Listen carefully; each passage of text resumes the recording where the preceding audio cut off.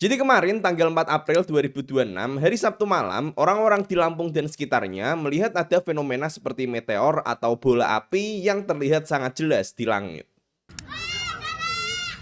Apa sih Pak? Meteor ya?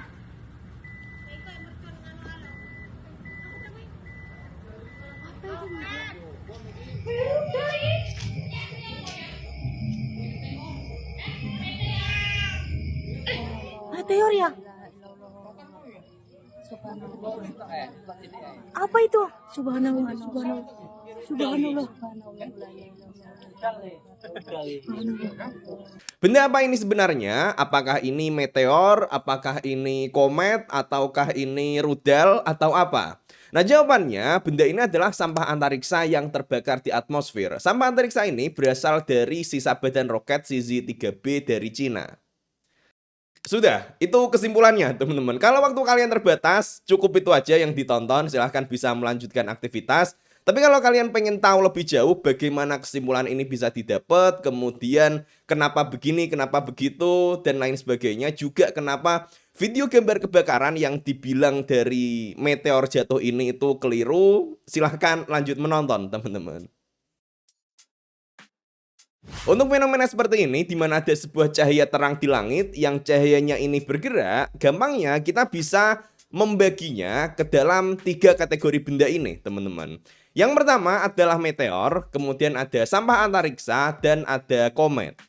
Nah, sebenarnya dari gambar dasarnya ini aja kita udah bisa melihat benda itu tadi masuknya ke kategori yang mana. Masing-masing benda ini tuh benda yang berbeda ya teman-teman. Dan kalau kita melihat ada benda bercahaya yang bergerak di langit, kita bisa membedakannya berdasarkan beberapa parameter. Pertama, yang pasti kita bisa melihat dari sisi bentuknya. Kalau bendanya itu bergerak dengan garis cahaya yang rapi, cuman celeret gitu aja, maka itu adalah meteor teman-teman. Ukuran dari meteor itu beda-beda, ada yang kecil, ada yang besar, tapi baik kecil ataupun besar, dia garis cahayanya berupa garis cahaya yang rapi. Sementara itu, kalau garis cahayanya ini tidak rapi, dalam artian ada banyak, berarti benda itu adalah sampah antariksa.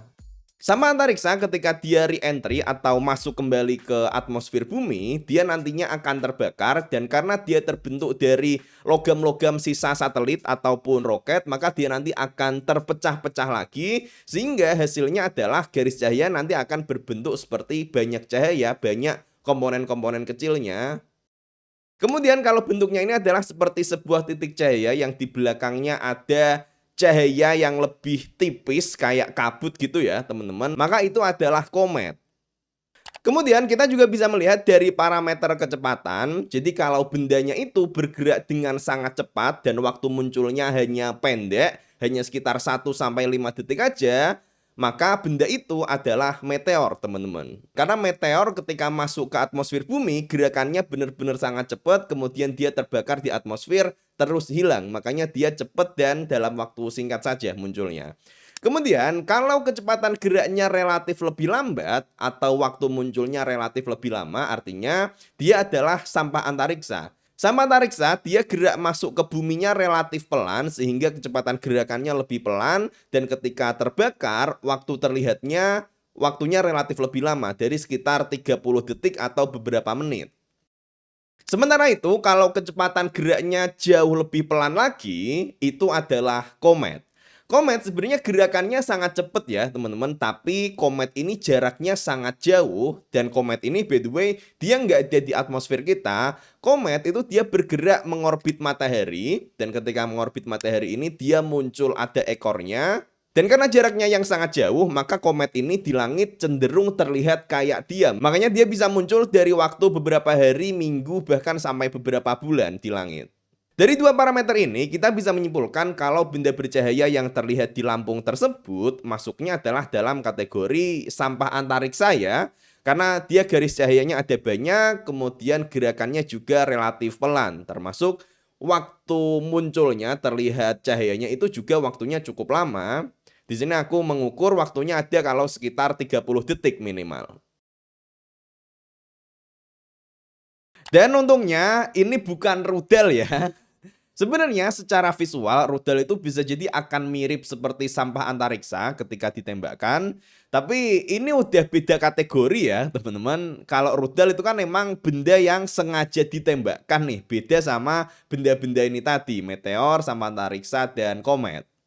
Dan karena dia posisinya lebih dekat, gerakannya nanti terlihat lebih cepat ya. Terus dia juga diikuti suara ledakan ketika diluncurkan ataupun ketika sudah mengenai target. Ditambah lagi, biasanya rudal itu munculnya kalau ada di area-area perang. Nah, untuk ini yang terjadi di Lampung, dia lebih cocoknya sebagai sampah antariksa. Sampah antariksa itu apa sih? Nah, sampah antariksa atau space debris adalah benda-benda buatan manusia yang sudah tidak berfungsi tapi masih mengorbit bumi.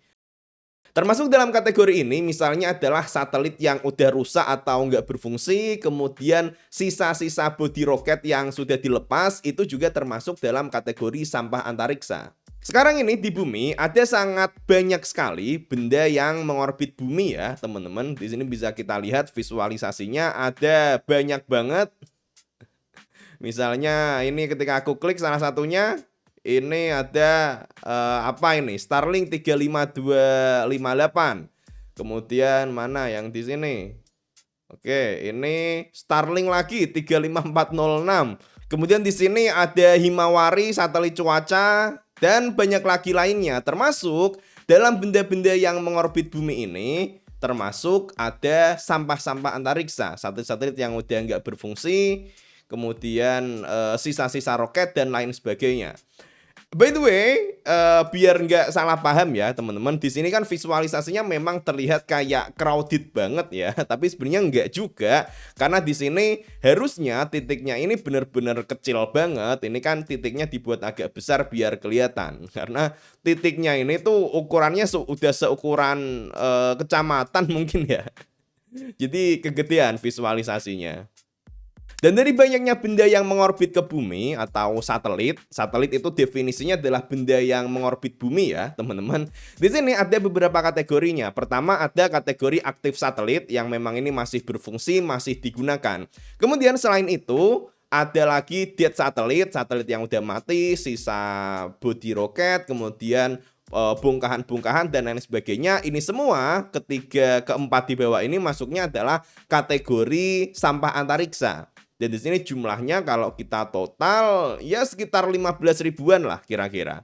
Dan sampah-sampah antariksa ini dia memang mengorbit bumi ya teman-teman. Tapi karena dia udah nggak aktif dikendalikan lagi, lama-kelamaan ada sebagian yang mengalami re-entry atau masuk lagi ke atmosfer bumi, yang mengakibatkan dia terbakar di atmosfer dan jatuh lagi ke bumi. Inilah juga yang terjadi pada kasus di Lampung ini. Untungnya, dari banyaknya benda-benda yang mengorbit di langit bumi ini, termasuk sampah-sampah antariksa, banyak lembaga internasional, misalnya kayak US Space Force, atau lembaga antariksa, atau perusahaan-perusahaan swasta yang bergerak di bidang antariksa, yang mereka aktif melakukan tracking terhadap objek-objek ini. Makanya tersedia data yang lengkap tentang orbit-orbit atau gerakan dari benda-benda langit ini ya teman-teman. Kita bisa melihat misalnya kayak di website spacetrack.org atau celestrak.org dan lain sebagainya. Di situ ada banyak sekali data dan ketika kita klik kita bisa melihat detail-detailnya yang ini selalu diupdate dalam setiap beberapa waktu. Termasuk dari hasil tracking benda-benda langit ini nantinya akan bisa diketahui benda-benda mana saja yang berpotensi untuk mengalami re-entry atau masuk lagi ke bumi. Dan kalau kita tarik ke kejadian yang terjadi di Lampung itu kan 4 April 2026, kita bisa melihat di sini ada daftarnya, misalnya benda-benda yang diprediksi akan mengalami re-entry pada tanggal 4 April, teman-teman. Yang tanggal 4 di sini ada 1 2 3 4 5. Ada 5 benda yang mengalami re-entry di sekitar tanggal 4 April. Di sini ada Starlink 4461, ini dia satelit ya. Kemudian CZ-4B, ini adalah sisa badan roket. Di sini ada lagi Starlink 4404, CZ-3B juga sisa badan roket. Ada lagi Starlink 1765, teman-teman. CZ4B, CZ3B ini masing-masing adalah nama roketnya ya, teman-teman. Kemudian di sini ada keterangan R/B, maksudnya adalah roket body. Di sini pun ada prediksi kapan bendanya ini akan mengalami re-entry. Jadi di sini ada waktunya, misalnya jam 15.34 UTC plus minus 9 jam. Artinya rentang kemungkinan jatuhnya ini adalah 9 jam sebelumnya dan 9 jam setelah ini. Ini adalah rentang waktunya. Kalau data ini kita olah menjadi seperti ini jadi lebih enak ya lihatnya. Jadi kita bisa tahu kapan awal dan akhir waktu prediksinya. Dan dari sini kita bisa mengkerucutkan. Kejadian yang terjadi di Lampung itu terjadi pada sekitar jam 8 malam. Dan jam 8 malam itu hanya masuk ke dalam 3 benda ini, teman-teman. Hanya pada CZ3B, Starlink 4461 dan CZ4B. Sementara untuk yang Starlink 4404 dan Starlink 1765 ini nggak masuk rentang re-entry-nya. Sehingga dari sini kita bisa menyimpulkan kemungkinannya mengerucut ke 3 benda ini. CZ3B, Starlink 4461 dan CZ4B. Kemudian dari website ini juga bisa kita lihat lebih detail lagi, teman-teman. Misalnya kita buka dari yang Starlink 4461. Dari sini kita bisa melihat kemungkinan lintasannya. Lintasan yang dilalui oleh si satelit ini. Untuk satelit Starlink 4461, kalau kita perhatikan, iya, dia ada kemungkinan untuk melewati daerah dekat Sumatera ini ya. Jadi ada kemungkinan kalau satelitnya adalah Starlink 4461. Kemudian untuk CZ4B, di sini kalau kita lihat ke lintasannya, sayangnya ternyata dia nggak lewat daerah Lampung, teman-teman. Jadi yang garis kuning ini adalah waktu ketika dia mulai kemungkinan re-entry-nya ya, teman-teman. Dan ini nggak ada di daerah Lampung, justru ada di daerah sini sampai Afrika dan seterusnya. Nggak ada di daerah Lampung. Jadi kemungkinannya untuk CZ4B ini enggak, teman-teman. Kemudian kita lihat lagi untuk CZ3B, untuk lintasannya. Nah, di sini terlihat kalau CZ3B ternyata punya lintasan yang melewati dekat Lampung juga ternyata, teman-teman.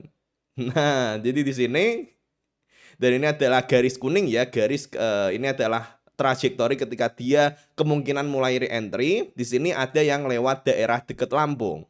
Sehingga CZ3B juga masih mungkin.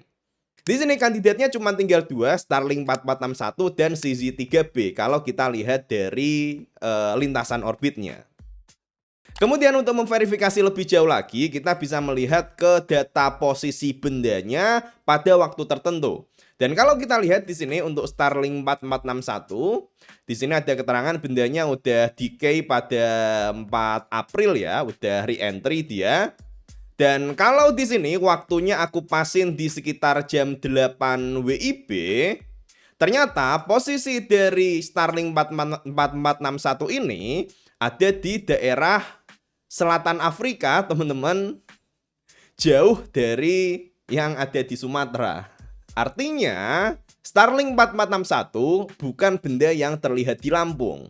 Dan dari sini, satu-satunya kemungkinan yang masih tersisa adalah CZ3B. Dan kalau kita melihat ke data lintasannya,